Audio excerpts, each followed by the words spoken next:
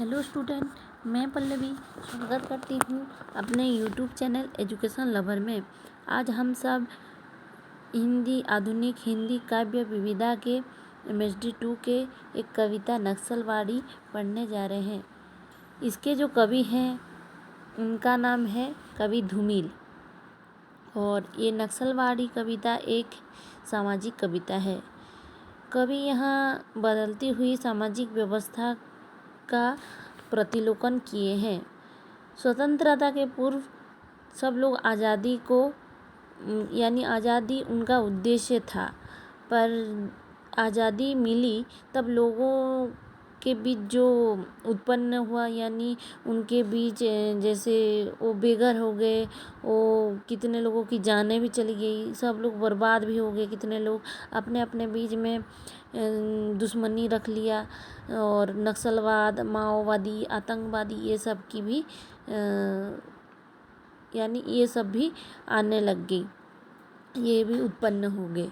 तो कभी इसमें नक्सलवाड़ी की उत्पत्ति कैसे, नक्सलवाड़ी क्या है, इसी में उन्होंने लिखा है।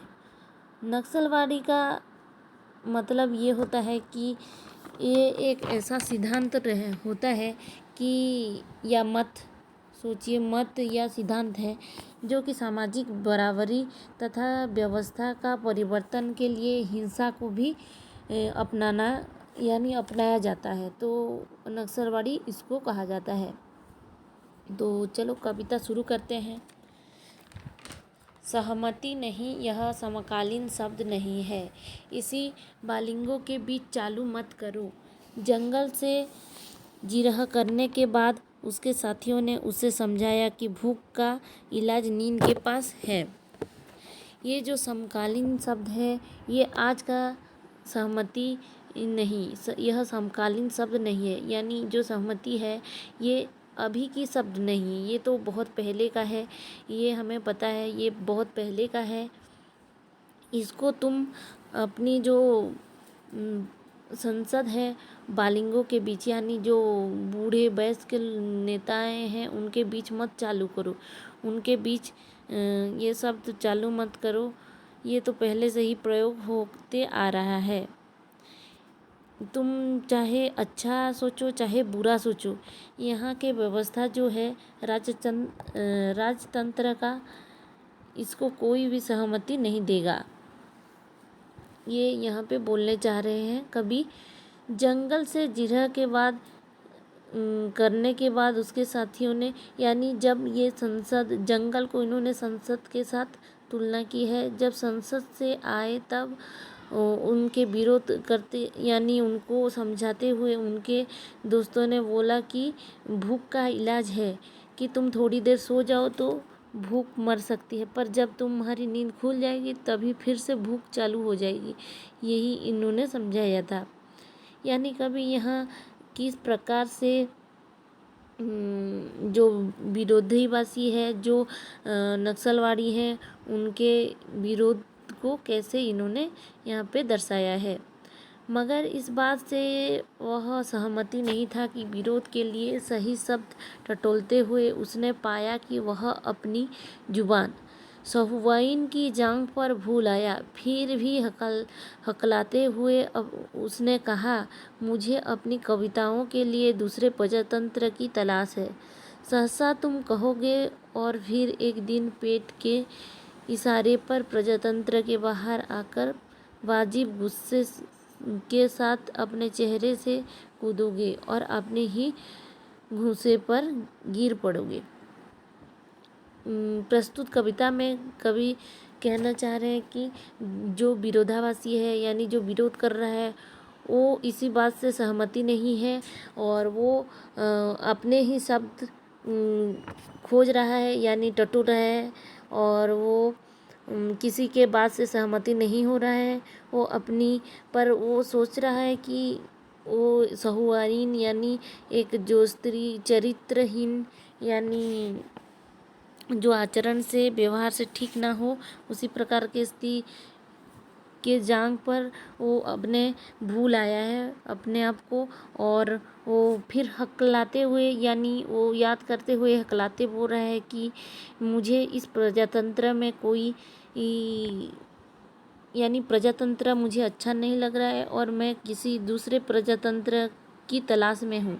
पर उसको जो ये है वो बोल रहे हैं कि तुम इसी पेट के इशारे पर एक दिन यानी तुम इसी प्रजातंत्र को ही अपनाओगे एक दिन। इसी के लिए तुम अपने जो विरोधाभास है उसके लिए तुम हार जाओगे, यानी तुम अपने ही मुंह के बल खुद ही गिरोगे। इसी गुस्से के साथ तुम अपने चेहरे को ढक के रखोगे।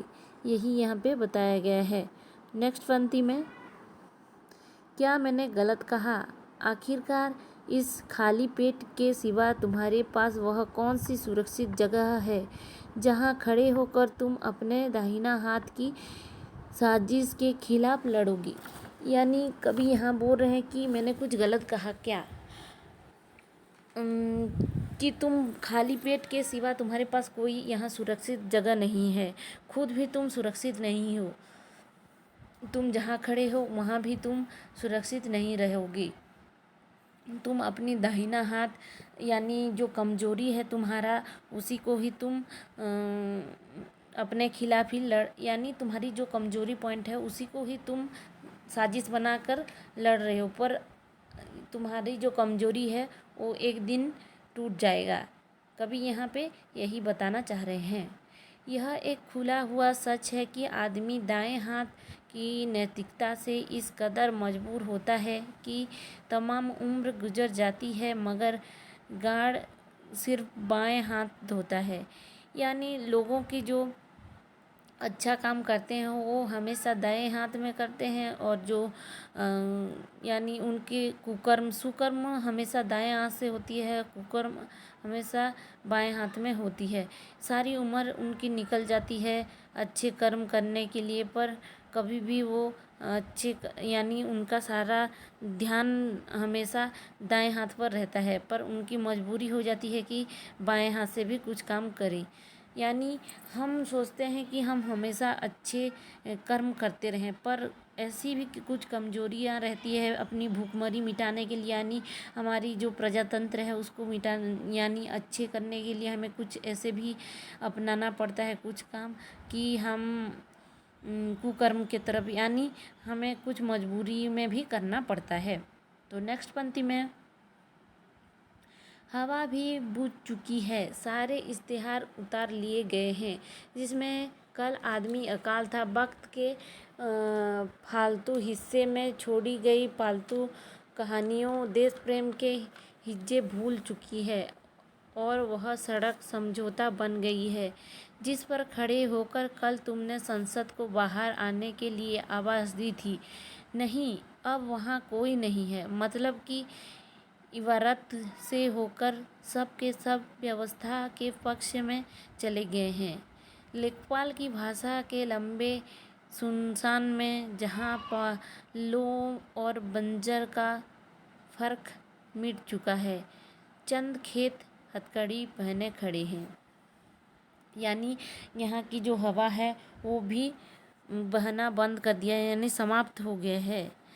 आदमी आज अपना देश प्रेम भूल चुका है, वह सड़क समझौता को अपना कर सड़क समझौता को ही अपनाया है। जिस संसद के सामने तुम खड़े होकर यानी तुम संसद को ललकार रहे हो, यानी संसद को बाहर बुला रहे हो, जो लेख रहे हैं उनको भी इबारत यानी जो लेख रहे हैं उनको भी तुम बाहर आने के लिए मजबूर कर रहे हो। तुम विपक्ष के दल में क्यों हो?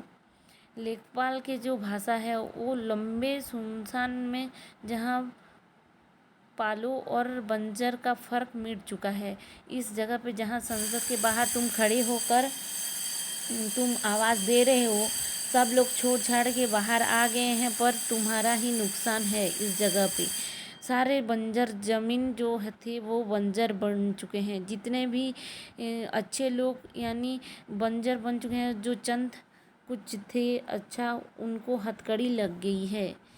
यानी नक्सलवादी का कविता में कवि ने किस प्रकार संसद के बाहर खड़े होकर यानी संसद प्रजातंत्र के खिलाफ आवाज़ उठा रहे हैं, इसी विरोधाभासी इसी को कवि इस पंक्ति में बताए हैं।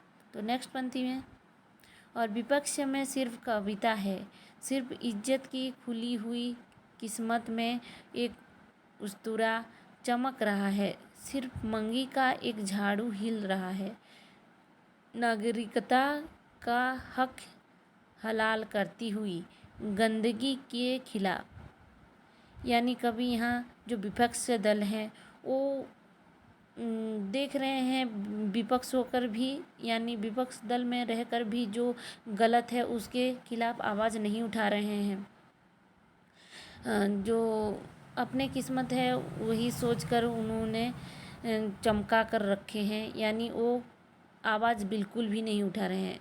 सिर्फ जो मंगी के एक झाड़ू है वो हिल रहा है और वो साफ़ सफाई करने में यानी जो गंदगी है उसी के खिलाफ वो आवाज़ उठा रहे हैं, उसके गंदगी के खिलाफ साफ करने के लिए यानी उठ गए हैं। पर जो विपक्ष दल हैं वो यहाँ पे नहीं कुछ रोक रहे हैं, कभी यहाँ यही बताना चाह रहे हैं। और तुम हो विपक्ष में बेकारी और नींद से परेशान, यानी तुम विपक्ष में हो फिर भी तुम विपक्ष में यानी जो विरोधाभासी हैं वो गलत के खिलाफ आवाज़ नहीं उठा रहे हैं। तुम यानी तुम सिर्फ नींद के लिए तुम्हें नींद नहीं आ रही है इसी के लिए तुम परेशान हो रहे हो, कभी यहाँ ये बताना चाह रहे हैं। और एक जंगल है, मतदान के बाद खून में अंधेरा पंछीरता हुआ, यानी और एक जंगल है, जंगल संसद को बोला गया है। और एक संसद है कि चारों तरफ अंधेरा खिल गया है, यानी सिर्फ जो साहित्यकार हैं वही सिर्फ आवाज़ उठा रहे हैं। और जो राजनीति है, कवि ने यहाँ प्रस्तुत कविता में बताया है कि जो राजनीति है वो निंदा करते हुए कहते हैं कि जो राजनेता हैं वो सब बकवास हो चुके हैं और अपने आप में खो चुके हैं। यहाँ केवल अंधेरा ही अंधेरा छा गया है चारों तरफ, भाईचारा, सम्मान, रिश्ते ये सब खत्म हो गया है। और अपने अपने बीच यानी अपने अपने अंदर ही लोग भेदभाव पैदा कर चुके हैं। और ऐसी स्थिति में कवि बोलना चाह रहे हैं कि तुम क्यों विरोध नहीं कर रहे हो। और यहाँ कवि बताना चाह रहे हैं कि चारों तरफ अंधेरा हो गया है। उसकी आंखें में चमकता हुआ भाईचारा किसी भी रोज़ तुम्हारे चेहरे की हरियाली को बेमुरब्बत चाट सकता है। यानी जो तुम्हारे आँख में चमकता हुआ भाईचारा है, यानी जो भद्दे भाईचारा है, बाहर से दिखावटी है, उसी को तुमने आँखों में बसा लिया है, पर अंदर कुछ अलग ही है। तुम अपने आँख में जो बैठा कर रखे हो, किसी दिन वो तुम्हारे अंदर से यानी तुम्हारे जो है उसी को चाट सकता है, यानी ख़त्म कर सकता है।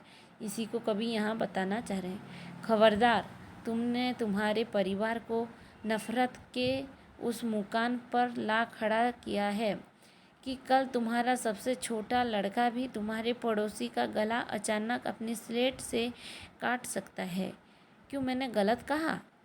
आखिरकार कभी लास्ट पंक्ति में बताना चाह रहे हैं कि खबरदार यानी सावधान हो जाओ कि तुम्हारे परिवार में यानी अभी अपने अपने परिवार में भी कुछ भी हो सकता है। यानी भाईचारा तो ख़त्म हो गई है, कोई अपने को अपना नहीं सोच रहा है, सब अपने में मशगूल हैं। तो इसी के लिए नक्सलवादी का जन्म हुआ है। और यहाँ